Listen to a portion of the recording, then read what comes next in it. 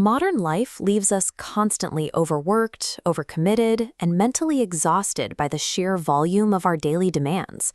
Bills, medical diagnoses, and demanding jobs are unavoidable realities. These are stressors we rarely cause and almost never predict.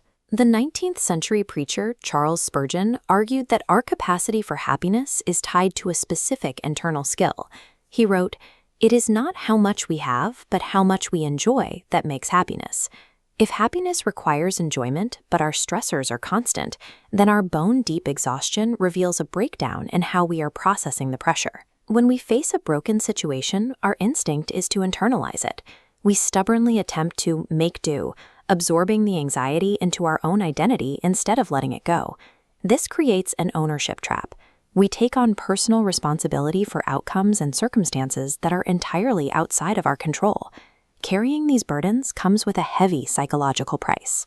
We become frustrated and self-conscious, losing our ability to appreciate the positive moments happening right in front of us.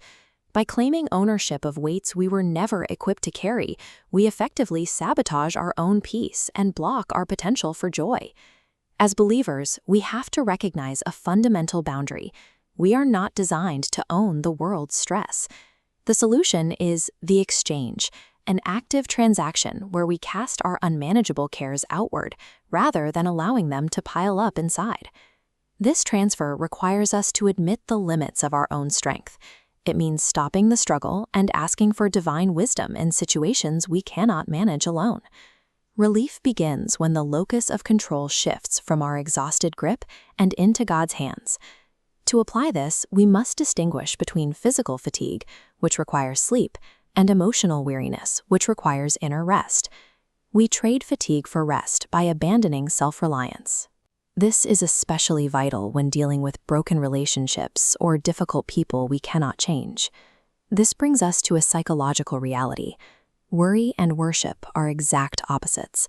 They cannot occupy the same space in your mind. Worry acts like a magnifying glass, hyper-focusing all of our mental energy exclusively on the immediate threat or problem. Worship reverses this process by intentionally shifting our focus away from the problem and back onto God's historical faithfulness and promises.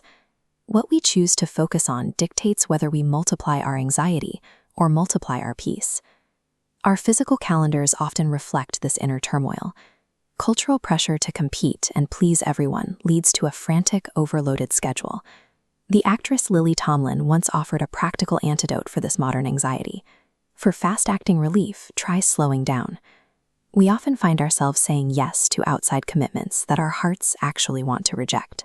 We can trade a hectic life for a happy one by curating our schedules and respecting our own physical and emotional limits. A peaceful life requires the discipline to reject the world's frantic speed and instead adopt God's sustainable pace. Even after the transfer, the external world remains the same. The bills, the difficult boss, and the daily chores have not disappeared. However, beneath the surface of the storm, your internal world remains completely insulated by a stable, profound peace. This exchange is a repetitive discipline. We must hand over new burdens daily as soon as they land on our shoulders. Take a moment to audit your life. Determine what is actually your responsibility and stop trying to take on God's job. The world will never stop producing stress, but we always have the choice to exchange that stress for rest.